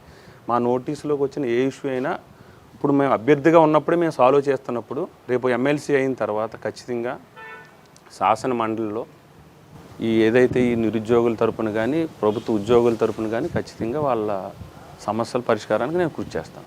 సమస్యల పరిష్కారం ఖచ్చితంగా చేస్తారా? ఖచ్చితంగా. చాలా పెద్ద సమస్యలు ఉన్నాయి వాళ్ళకి. ఉద్యోగ ఉపాధ్యాయులు కోరుకునేది ఏంది? సిపిఎస్ వద్దు, ఓపీఎస్ కావాలి, ఓల్డ్ పెన్షన్ స్కీమ్ కావాలి. పిఎఫ్ అమౌంట్ ఎక్కడ పోయింది? మా ఖాతాలలో జమ కాలేదు, పిఎఫ్ డబ్బులు తీసుకుంటా అంటే ఖాతా 0 ఉంది, మా డబ్బులు మాకు ఇప్పించండి, పెండింగ్ ఉన్నాయి, ఇవన్నీ మాకు ఇప్పించండి మహాప్రభు అంటున్నారు. ఆ సమస్యల మీద మీరు మండలిలో మాట్లాడగలరా? కూటమి అభ్యర్థిగా, కూటమి ఎమ్మెల్సీగా మాట్లాడగలరా? మాట్లాడేంత దమ్ము ఉంటుందా? ఖచ్చితంగానండి. ఎందుకుంటుంది? మీరు కూటమి అభ్యర్థి, మీరు అదే చెప్తున్నా. ఎందుకు మాట్లాడతాం అంటే సమస్య పరిష్కారం కాకపోతే మాట్లాడాలి. ఈ సమస్యలన్నీ కూడా మా నాయకుడి దృష్టికి, అలాగే పవన్ కళ్యాణ్ గారి దృష్టికి, లోకేష్ గారి దృష్టికి తీసుకెళ్ళడం జరిగింది. మనం ఖచ్చితంగా ప్రామిస్లు ఈ సమస్యలు ప్రామిస్ చేసాం. మనం ఉద్యోగులు ఏదైతే సమస్యలు అన్నీ ఖచ్చితంగా 1 by 1 రాబోయే తక్కువ టైంలో నెలలోనే ఒకటి క్లియర్ చేద్దాం ఖచ్చితంగా చెప్పడం కూడా జరిగిందండి. ఈ ఉద్యోగ సంఘాలు ఏదైతే నాయకులు ఉన్నో వాళ్ళందరికీ కూడా ఈ అసెంబ్లీ అయిన తర్వాత వాళ్ళందరూ కూడా మా అధినాయకుడు చంద్రబాబు నాయుడు గారిని, లోకేష్ బాబు గారిని, అలాగే పవన్ కళ్యాణ్ గారిని కలిసే ఏర్పాటు కూడా మేము చేస్తున్నాం. చేసి వాళ్ళ పరిష్కారం మా పాలకుల సమక్షంలోనే పరిష్కరిస్తాం. నేనని శాసన మండలి దాకా కూడా రాదు. అంతేనా? అంతే. ఖచ్చితంగానండి. నేను చాలా గట్టిగా చెప్పగలను. రాజశేఖరం గారు ఎలా ఉంటారని త్వరలోనే తెలుస్తుంది కదా. ఓకే, ఉభయ గోదావరి జిల్లాల్లో మంత్రులు కావచ్చు, ఎమ్మెల్యేలు కావచ్చు, వాళ్ళందరూ కూడా మీతో సఖ్యతగా ఉంటూ నిజంగా మీ విజయం కోసము తాపత్రపడుతున్నారా? చాలా అంటే నాకు ఆ బలం అంతా ఈరోజు నేను నెగ్గుతానని నేను ధైర్యంగా చెప్తున్నానంటే వారే. ఈ 34 కాన్స్టిట్యున్సీలు ఎమ్మెల్యేస్, మంత్రులు, ఇన్ఛార్జ్ మంత్రులు, పార్టీ అధ్యక్షులు, కూటమి అధ్యక్షులు, కార్యకర్తలు అందరూ కూడా వారి శక్తికి మించి ఈ విజయానికి ప్రయత్నం చేస్తున్నారు. ఈ విజయం నేను ఇంత గట్టిగా నేను నమ్ముతున్నానంటే వారి సహకారమే ముఖ్యం. రూరల్ ఎమ్మెల్యే పంతం నానాజీ గారు అంతగా ప్రయత్నించడం లేదు. ఎప్పటికైనా నాకు రిటర్న్ కాబోతాడు. గతంలో టికెట్ కోసం ఆశించాడు కదా. రాజశేఖరమును ఇక్కడే మనం బ్రేక్ చేస్తే బాగుంటుంది, భవిష్యత్తులో నాకు మొగుడే కూర్చుంటే ఇబ్బంది అవుతుందనే ఉద్దేశంతో మిమ్మల్ని కొంత అలా గ్యాప్ ఇస్తున్నాడు అంటారు. ఫస్ట్ మీకు చెప్తున్నానండి, తమ్ముడు నువ్వు ఎమ్మెల్సీగా నెగ్గుతున్నావు, ఆ బాధ్యత నేను తీసుకుంటానని బాధ్యతల మీద వేసుకుని ముందుండి నడిపించేదే నానాజీ గారు. అంటే గొంతు నుంచా నాభి నుంచి ఆ మాట? మొత్తం బాడీ నుంచి అందులో డౌట్ లేదండి. ఆయన పనితనం కూడా చూడండి. మీకు ఎన్రోల్మెంట్ మీకు ఎందుకు అంటున్నానంటే, నన్ను ఆయన వేరే ఆలోచన ఉంటే ఎన్రోల్మెంట్ చేయించగలరా, నన్ను కాన్స్టిట్యున్సీలో తిప్పగలరా, మీటింగులు పెట్టి ప్రతి మీటింగ్కి నన్ను పిలిచి ఎక్కువ మనమే రూరల్ నుంచే మనం నమోదు చేయాలి, మనమే మెజారిటీ ఇవ్వాలి అని ఒక దీక్షతో పనిచేస్తున్నారు ఆయన.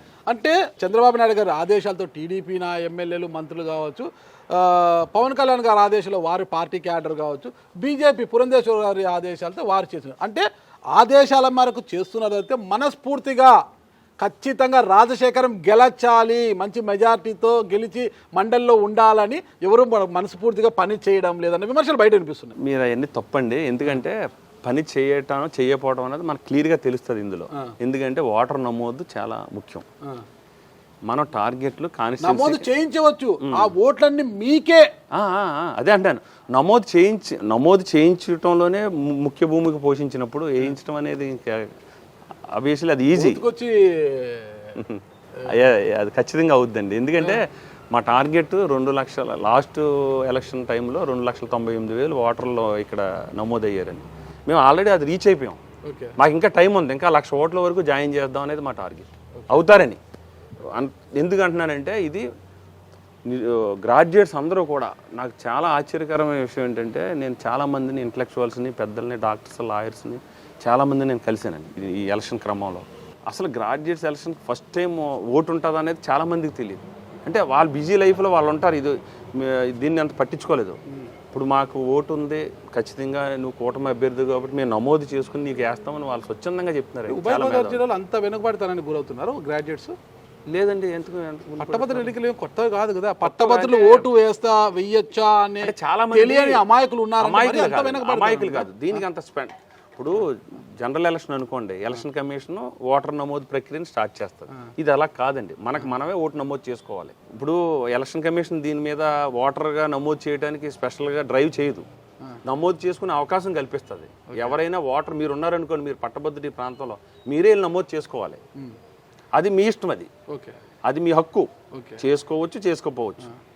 ఇప్పుడు ఉన్న బిజీ లైఫ్లో ఎందుకంటే అంత అవగాహన లేదని కాదు, అవగాహన ఇంతకుముందు కల్పించకపోవచ్చు కదా. ఇప్పుడు అందరికి అవగాహన వచ్చింది, వాళ్ళు స్వచ్ఛందంగా వచ్చి ముందుకు వచ్చి చేసుకుంటారు. స్వచ్ఛందంగా రావడం కన్నా ఏ అభ్యర్థి ఉన్నారో వాళ్ళు మరీ కౌంటర్లను పెట్టి వాళ్ళ చుట్టూ స్టాఫ్ను పెట్టుకొని ఎన్రోల్ చేస్తున్నారు కదా. లేదండి, కౌంటర్లో ఎక్కడ అది తక్కువ. అంటే కొంత వాళ్ళు జాయిన్ అవ్వడానికి ఒక ఈజీ మార్గం అనేది ఏర్పాటు చేయాలి కదా. మనం ఆన్లైన్ చేసుకోవచ్చు, ఆఫ్లైన్ చేసుకోవచ్చు. రెండు మార్గాలు ఉన్నాయండి ఇక్కడ ఎన్రోల్ చేసుకోవడానికి. ఆన్లైన్లో చేసుకునే క్రమంలో ఒక్కోసారి ప్రాబ్లమ్స్ వస్తున్నాయి. అంటే స్లోగా ఉండటం, సర్వర్ డౌన్ అవ్వటం, ఎన్నిటిలోనే ఆఫ్లైన్లో మనం ఎంఆర్ఓ ఆఫీస్కి ఇవ్వచ్చు.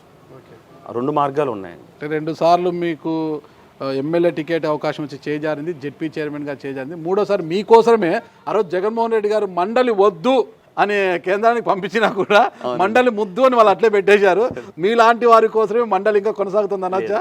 మండలి ప్రాధాన్యత చాలా ఎక్కువ సార్. మనం దీన్ని మీరు అన్నారు కదా, నిరుద్యోగ పునరావాసం అన్న మాట వాడు పరిస్థితి ఎందుకు వచ్చిందంటే, మీరు అనకూడదు, నేను అనుకోను. మండలి ప్రాధాన్యత చాలా ఉంది, మీరు అనకూడదు, చాలా ఎక్కువ అండి. ఎందుకు మరి ఎన్టీ రామారావు గారు ఆ రోజు మండలిని ఎందుకు రద్దు చేశారు?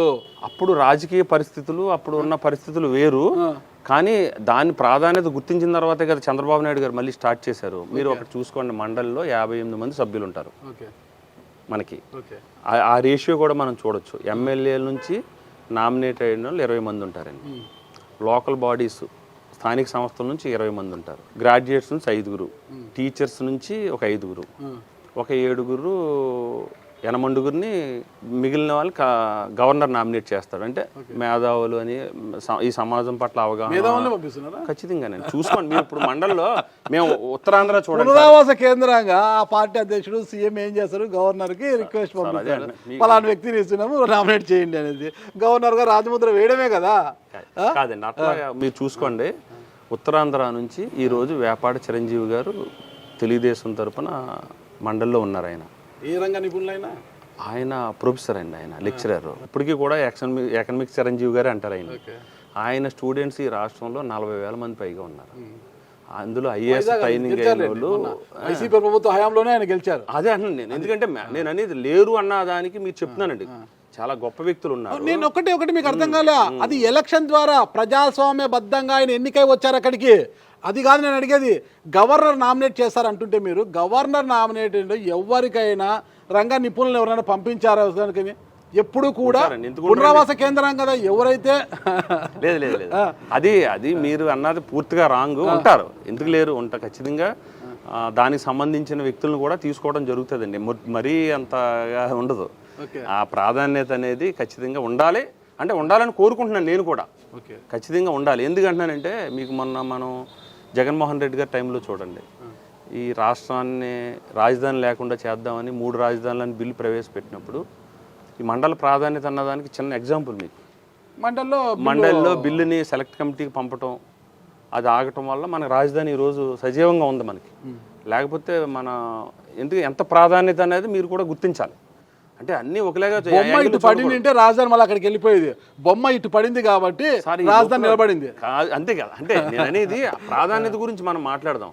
అంటే ఈ రాష్ట్ర ప్రయోజనాలు అవసరానికి తగ్గట్టు ఎప్పుడైనా అవసరం వచ్చినప్పుడు కీలక భూమిక అనేది మండలి ఖచ్చితంగా దాని ప్రాధాన్యతను చాటుకోవడం జరుగుతుంది. మనం చరిత్రలో చాలా చూసాం. మీకు ఇది అవసరం కూడానే మనకి. ఒక చిన్న ప్రశ్న అండి, ఇంకా మీరు ఎమ్మెల్సీ అయినాక అడిగితే బాగుంటుందో కానీ ఇప్పుడే అడగక తప్పడం లేదు. జగన్మోహన్ రెడ్డి గారి ఇటీవల ఒక కామెంట్, సోషల్ మీడియా వారందరూ కూడా మీ ప్రభుత్వం అంటే ఇప్పుడు గతంలో రాజారెడ్డి రాజ్యాంగం నడుస్తుంది ఏపీలో అనేవారు, టీడీపీ ప్రతిపక్ష పార్టీ టీడీపీ ఉన్నప్పుడు. ఇప్పుడు వచ్చేసి రెడ్ బుక్ రాజ్యాంగం నడుస్తుంది, లోకేష్ గారు రెడ్ బుక్ రాజ్యాంగం నడుస్తుంది ఇక్కడ. అందుకే రెడ్ బుక్లో ముందస్తుగా పేర్కొన్న విధంగా సోషల్ మీడియాలో ఏ చిన్న వార్త పెట్టిన వాళ్ళు అరెస్ట్ చేయడము, అందరినీ కూడా భయాందోళనకు గురి చేస్తున్నారు. ఇంతమంది నేనే ఈ రోజు నుంచి చంద్రబాబు నాయుడు అంటే కూటమి ప్రభుత్వం 6 గ్యారెంటీల గురించి సోషల్ మీడియాలో నేనే పోస్ట్ పెడతా, ముందు నన్ను అరెస్ట్ చేయండి దమ్ము ధైర్యం ఉంటే అని తొడగొట్టి సవాల్ చేస్తున్నారు జగన్మోహన్ రెడ్డి గారు. మా యువ నాయకుడు ఖచ్చితంగా చూపించాడు మీకు, అదేమి సీక్రెట్ కాదు. అందులో ఉన్నది ఎవరైనా ఆ రోజున అధికారులైనా పరిధి దాటి అమాయకుల మీద అన్యాయంగా కేసులు పెట్టినా, ఎవరైనా పరిధి దాటి అన్యాయంగా రాజకీయ నాయకులు పనిచేసిన వాళ్ళనే అందులో ఆయన ఖచ్చితంగా ఏదైతే చట్టాలను ఉల్లంఘించి వాళ్ళ పరిధి దాటి పనిచేశారో వాళ్ళందరికీ ఖచ్చితంగా శిక్ష ఉంటుంది. దాన్ని ఒక లిస్టు పెట్టుకున్నారు ఆయన. ఖచ్చితంగా ఎవడో చట్టాన్ని ఎవరో దాటి ఎవరో కూడా అతీతులు కాదండి, అది ఖచ్చితంగా జరుగుతుంది కూడా. అంతేగాని ఇప్పుడు రాజారెడ్డి రాజ్యాంగం అంటే రెడ్ బుక్కి చాలా తేడా ఉందండి. ఆయన ఏదనుకుంటే అదే చేసేవారు. మండలి రద్దు, మండలిలో మీరు చూడండి, మండలిలో బిల్లు ఆగింది కాబట్టి రద్దు అన్నాడు ఆయన. అది రాజారెడ్డి రాజ్యాంగం అంటే, ఇది కాదు.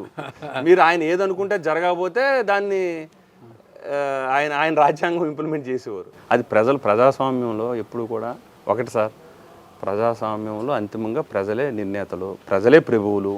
అది మా అధినాయకుడు ఈ పార్టీ తెలుగుదేశం పార్టీ పెట్టిన ఎన్టీ రామారావు గారు పూర్తిగా విశ్వసించారు. అదే చంద్రబాబు నాయుడు గారు కూడా. ప్రజల అభిష్టం మేరకు ఎవరైతే పనిచేస్తారో వాళ్ళు కొంచెం ముందుకెళ్తారు. అంతేగాని సొంత నిర్ణయాలు సొంత రాజ్యాంగం ఇంప్లిమెంట్ చేస్తే రాజకీయాల్లో ప్రజలు క్షమించరు.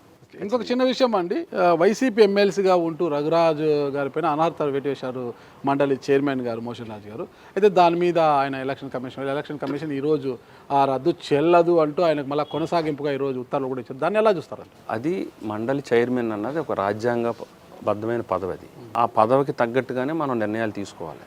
మీరు చిన్న ఉదాహరణ చెప్తాను. 99లో 1990s అనుకుంటాను, బాలయోగి గారు స్పీకర్. ఆ రోజు ఆయన రాజ్యాంగబద్ధమైన పదవిలో ఉన్నారు. ఒక ఓటుతో మూజువాని ఓటుతో ఆ రోజు ప్రభుత్వం పడిపోవటం జరిగింది. అది ఆ పదవికి వండి తేవటం అంటేనండి. ఈయన అట్లా కాకుండా ఒక రాజకీయ పార్టీ అభిప్రాయాలని చైర్మన్ గారు ఇంప్లిమెంట్ చేయటం వల్ల ఆ పదవికి కొంచెం ఇబ్బందికరమైన పరిస్థితి. ఈరోజు అందరం కూడా ఇబ్బంది పడుతున్నాం. ఇప్పుడు ఎలక్షన్ కమిషన్ నోటిఫికేషన్ ఇచ్చింది, కోర్టు అక్షంతలు వేసింది, మళ్ళీ రద్దు చేయడం జరిగింది. ఇది ఎప్పుడు నాకు తెలుసుంది నాకున్న రాజకీయ అనుభవంలో ఇలాంటి తక్కువ జరుగుతాయి. ఏంటంటే మండలి చైర్మన్గా ఈ లీగల్ ఎన్ని కరెక్ట్గా ఆయన పదవికి పూర్తిగా బాధ్యతగా వహించుంటే ఈ విషయం జరగదు. ఇప్పుడు ఎమ్మెల్సీ అయితే 2029లో ఎమ్మెల్యే టికెట్ ఆశించరా? 2029 నేను చెప్తున్నాను కదండి, నేను ఏది ఎమ్మెల్సీతోనే సరిపెట్టుకుంటారా మళ్ళీ ఎమ్మెల్యే కోసము? నాది నా లైన్ మా నాయకుడు చంద్రబాబు నాయుడు గారు. పంతం నానాజీ గారు క్లారిటీ ఇవ్వడం లేదు. తెలుగుదేశం పార్టీ ఆయన ఖచ్చితంగా నానాజీ గారికి నేను క్లారిటీ ఇస్తున్నానండి. నానాజీ గారికి 100% క్లారిటీ. నేను కాకినాడ రూరల్లో పోటీ చెయ్యను. మరి ఎవరికి ముప్పు పొంచి ఉందో? ఎవరికి లేదు. ఎవరికి ముప్పు పొంచి ఉందో? కాకినాడ రూరల్ పోటీ చేయరు 2029లో. 29లో ఎవరు కొంప మొచ్చబోతున్నారు? లేదండి. ఎందుకంటే తెలుగుదేశం పార్టీ చంద్రబాబు నాయుడు గారు ఏది ఆదేశిస్తే చేయటమే నా పని. ఆ క్రమశిక్షణతో ఉన్న వల్లనే నాకు ఈ అవకాశం వచ్చింది ఈరోజు. నేను ఖచ్చితంగా చెప్పగలను. ఓకే, రాజశేఖరం గారు కాకినాడ రూరల్ నుంచి నేను పోటీ చెయ్యను అంటున్నారు, గట్టిగా చెప్తున్నారు. మరి ఎవరికి చేతి తెస్తుందో మనకు తెలియదు. కానీ నియోజకవర్గాల పునర్విభజన జరిగితే కాకినాడలో నియోజకవర్గాలు పెరిగే అవకాశాలు ఉన్నాయన్నమాట. అప్పుడు ఎక్కడికి పోయే అవకాశం ఉంటుంది అంటారు? అప్పుడు ఏమైనా వ్యాక్యూమ్ ఉంటుంది మీకు? వ్యాక్యూమ్ ఉంటే అది పార్టీ నిర్ణయిస్తుందండి. మనం అనుకున్న జరగవు కదండి. పార్టీ ఏ నిర్ణయించినా తప్పదు. స్ట్రైట్గా చెప్పండి, ఎమ్మెల్సీతో సరిపెట్టుకుంటారా? ఎమ్మెల్యే కావాలన్న ఆకాంక్ష ఇక్కడ ఉందా లేదా? టఫ్ క్వశ్చన్ అండి ఇది. నేను ఎమ్మెల్సీ అవుతాననే ఆలోచన నాకు ఎప్పుడు లేదండి నిజంగా. ఒకవేళ ఎమ్మెల్యేగా కంటెస్ట్ చేయాలని ఆ రోజు కోరుకుంటే ఉండొచ్చు కానీ అవకాశం వస్తే ఎమ్మెల్సీ అయితే ఇప్పుడు దీంతో సరిపెట్టుకొని ఇది చాలు నాకు అనుకుంటారా? ఎలాగైనా ఎమ్మెల్యే కావాలి అని 2029కి బరిలో నిలవడానికి పోటీ పడతారా? రాజకీయాల్లో చాలు అన్న పదం అనేది ఉండదండి. ఇది కరెక్ట్ మాట. ఖచ్చితంగా అవకాశాలు వచ్చినప్పుడు ఖచ్చితంగా దాన్ని నేను సద్వినియోగం అందిపుచ్చుకోవడానికి సిద్ధంగా ఉన్నాను. ఇకపోతే మీరు ఎట్లా టీడీపీ నాయకుడు కాబట్టి ఎమ్మెల్సీ అభ్యర్థిగా మిమ్మల్ని బరిలోకి దింప టికెట్ అనౌన్స్ చేసేటప్పుడు చంద్రబాబు నాయుడు అధినేత చంద్రబాబు నాయుడు గారి ఇది కావచ్చు, లోకేష్ గారి ఆశీర్వాదం తీసుకునే ఉంటారు మీరు. ఇకపోతే కూటమిలో ఉన్నారు కాషాయం అంటే పురంధేశ్వరి గారి యొక్క ఆశీర్వాదం కావచ్చు, పవన్ కళ్యాణ్ గారి యొక్క ఆశీర్వాదం కావచ్చు, వాళ్ళని కలిసి ఏమైనా తీసుకున్నామండి. ఓకే, పవన్ కళ్యాణ్ గారిని కలిశానండి. ఖచ్చితంగా బెస్ట్ ఆఫ్ లక్, నీ విజయానికి మా సహకారం పూర్తిగా ఉంటుందని ఆయన బ్లెస్సింగ్ ఇవ్వడం జరిగిందండి. ఖచ్చితంగా ఆయన మళ్ళీ వాయిస్ కూడా ఇస్తారు. నా విజయానికి ఆయన పూర్తి సహకారం అందిస్తారు. వాయిస్ అనే దానికన్నా ప్రచారానికి ఏమైనా రాబోతున్నారా? ఆ టైం వస్తే ఖచ్చితంగా ఆ అవకాశం నేను అనుకోవడం పవన్ కళ్యాణ్ గారు ప్రచారానికి వచ్చే అంత అవకాశం రాకుండానే నా విజయం అవుతుందని నేను భావిస్తున్నాను. ఆయన పిలిపే ఆయన ప్రచారం కంటే ప్రపంచం. ఓకే, మరి పురంధేశ్వరి గారు ఏమన్నారు? పురంధేశ్వరి గారిని కూడా కలవటం జరిగిందండి. ఖచ్చితంగా బీజేపీ శ్రేణులు ఎక్కడున్నా ఆయన పిలిపివ్వటం కూడా జరిగింది. మీటింగ్ పెట్టి అందరూ కూడా కూటమి అభ్యర్థిని రాజశేఖర్ని బలపరచారని ఆవిడ కూడా వాళ్ళ కూటమి మొత్తం అందరికీ కూడా పిలిపివ్వడం జరిగింది. అదేవిధంగా బీజేపీ శ్రేణులు మొత్తం ఎన్రోల్మెంట్ విషయంలో కానీ ప్రచారంలో కానీ పూర్తిగా నిబద్ధ పనిచేస్తున్నారు. ఉభయ గోదావరి జిల్లాలో ప్రతి ఒక్కరూ మీ విజయం కోసం శ్రమిస్తున్నప్పుడు మరి రాయలసీమ నుంచి గెలిచిన ఎమ్మెల్సీ భూమిరెడ్డి రామ్ గోపాల్ రెడ్డి గారిని ఎందుకు పిలిచారు ఇక్కడికి ప్రచారం కోసమో? లేదండి, ప్రచారం కాదు. అది మన వేపాడి చిరంజీవి గారిని, రామ్ గోపాల్ రెడ్డి గారి వారి యొక్క అనుభవాన్ని ఎమ్మెల్సీ గ్రాడ్యుయేట్స్ ఎలక్షన్కి కొత్త కాబట్టి వాళ్ళ అనుభవాన్ని షేర్ చేసుకుని ఎలా దీన్ని ముందుకు తీసుకెళ్ళాలి, ఎలాగ అంటే మీరు చూడండి, ఇది జనరల్ ఎలక్షన్ అనుకోండి, ఎక్కడికైనా ఓటర్ కనిపిస్తాడు, ఏ గల్లీకి వెళ్ళినా ఓటర్ ఉంటాడు. ఇది గ్రాడ్యుయేట్స్ అంటే అలా కాదండి. గ్రాడ్యుయేట్స్ ఉండరు కనిపిస్తారు, ఎక్కడెక్కడో ఉంటారు. ముంబై, హైదరాబాద్, వాళ్ళని మనం వెతుక్కుని పట్టుకుని క్యాంపెయిన్ చేయాలి. వాళ్ళ అనుభవాలు, వాళ్ళ సీనియారిటీ అవసరం కాబట్టి మా పార్టీ వాళ్ళ సలహాల మేరకు పనిచేయమని చెప్పడం జరిగింది. అంతే. మీ స్వగ్రామం ఏదైనా? స్వగ్రామం పోలవరం మండలం జీ వేమవరం గ్రామం అండి. జీ వేమవరం. తల్లిదండ్రుల పేరు ఆది పట్టాభిరామయ్య గారు, మా నాన్నగారు కాలం చేశారు. తల్లిగారు ఉన్నారు బాపిరత్నం, నాకు అన్నయ్య ఉన్నారు, సిస్టరు. ముగ్గురు. ఇప్పుడు అన్నయ్య నేను సెకండ్ అండి. అన్నయ్య నేను ఇప్పటికీ జాయింట్ ఫ్యామిలీ కలిసి ఖచ్చితంగా. మా సిస్టర్కి ఇద్దరు అమ్మాయిలు, వాళ్ళకి మ్యారేజ్లు అంతా కలిపే చేసుకుంటాం. అలాగని సిస్టర్ని వేరేగా చూడమండి. మా అక్క అమ్మాయి అండి. అక్క కూతురు ప్రేమించకూడదా ఏంటి? అట్లా ఓకే, అక్క కూతురు మరదాలైనా ప్రేమించవచ్చు కదా. రెండు ఉన్నాయండి, రెండు కోణాలు ఉన్నాయండి. మరదలతో ప్రేమ, పెళ్ళాక లవ్ అరేంజ్, రెండు అరేంజ్ అనమాట. ఇష్టపడే అంతానండి. ఇష్టపడేలా చేసుకున్నారు మీరు? కొంచెం కష్టమే. కష్టమే అండి. ఎంతమంది సంతానం మీకు? 2 అబ్బాయిలండి. 2 అబ్బాయిలు ఏం చేస్తున్నారు? 2 అబ్బాయిలు. అబ్బాయి BBA చదువుతున్నాడు పెద్దోడు, చిన్న అబ్బాయి ఇంటర్మీడియట్ అండి. మీరు ఎంతవరకు చదువుకున్నారు? నేను degree BA degree Kakinada okay. Idol college intermediate, PVR trust college. Course inter CEC. ఎందుకు ఇంటర్ సిఈసి చేసి డిగ్రీలో BA చేశారు? అప్పుడు మన ఇంటర్ CSE కామర్స్ సబ్జెక్ట్, అది నాకు పొలిటికల్ ఇంట్రెస్ట్ కాబట్టి BAకి వచ్చానండి. మరి ఇంటర్లోనే HEC చేసి పోతుండే కదా, ఇంకా నాలెడ్జ్ వస్తుండే కదా కొద్దిగా. అట్లా అప్పుడు వేరే అనుకున్నాం, మా బ్రదర్ ఏమో అట్లా చేశారు, అంటే బిజినెస్ లైన్లో అది ఉపయోగపడుద్ది అనుకున్నారు. అన్నయ్యలో బిజినెస్ లైన్లో ఉంటాం కదా, అది ఉపయోగపడుద్ది అన్నారు. నాకు పొలిటికల్ ఇంట్రెస్ట్ కాబట్టి BA చేశాను. మొత్తం మీద BA పొలిటికల్ సైన్స్ చేసి MLC కావాలని అడుగు ముందుకేశారు. సరే, MLC అవడానికి ముందే మిమ్మల్ని గెలిపిస్తే, ఒకవేళ మండలికి పంపిస్తే, ఈ ఉభయ గోదావరి జిల్లాలో ఉండే గ్రాడ్యుయేట్లు అందరికీ కూడా ఏం చేయబోతున్నారు, వాళ్ళకి ఇచ్చే సందేశం ఏంటో మా సుమన్ టీవీ ద్వారా ఒకసారి చెప్పండి. ఈ గ్రాడ్యుయేట్స్కి 3 అంశాలుగా నేను చేయాలని అనుకుంటున్నాను. మొదటి ప్రాధాన్యతగా నిరుద్యోగులందరికీ ఉద్యోగ అవకాశాలు కల్పించేదానికి, ఎక్కడ IT రంగం కానీ సాంకేతిక రంగాల్లో పరిశ్రమలో వచ్చేదానికి ఈ పాలకులతో కలిసి పనిచేస్తానండి, మొదటి అంశం. రెండోది, ఏదైతే ఈ స్కూల్స్ విద్యా వ్యవస్థ ఉందో దీనికి ఆల్రెడీ లోకేష్ బాబు గారు విద్యాశాఖ మంత్రిగా పటిష్టమైన విద్యా వ్యవస్థను తీసుకురావడానికి ఆయన ఒక ప్రణాళికాబద్ధంగా వెళ్తున్నారు. దానికి మా వంతుగా కొంత ప్రణాళికాబద్ధంగా విద్యా వ్యవస్థలో మెరుగులు తీసుకురావడానికి ప్రయత్నం చేసి విద్యని క్వాలిటీ విద్య అందించేదానికి ప్రయత్నం చేస్తాం.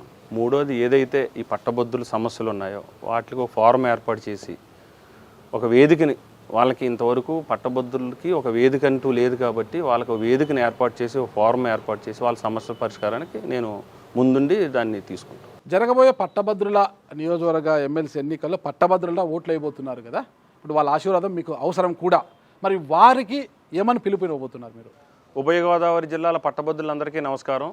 నేను మీ పేరాబత్తుల రాజశేఖరం, కూటమి బలపరిచిన MLC అభ్యర్థిగా మీ ముందుకు వస్తున్నాను. విజ్ఞులైన పట్టభద్రులందరూ కూడా ఓట్లు వేయించి గెలిపిస్తారని ప్రార్థిస్తున్నాను. ఓకే రాజశేఖరం గారు, అందరు రాజకీయ నాయకులు కాకోకుండా ఏదైతే ఈరోజు హామీలు ఇచ్చారో పట్టభద్రులకు, ఆ హామీలను మీరు MLC అయిన వెంటనే, అంటే మీకున్న పదవి ఆ పరిధిలోనే నెరవేర్చుకొని మళ్ళా ఒకసారి అది ఎమ్మెల్యే కావచ్చు, MLC కావచ్చు, ఏది పూర్తి చేసినా ధైర్యంగా ప్రజల ముందుకు వెళ్ళేలా మీరు ముందుకు సాగాలని నేను కోరుకుంటున్నాను.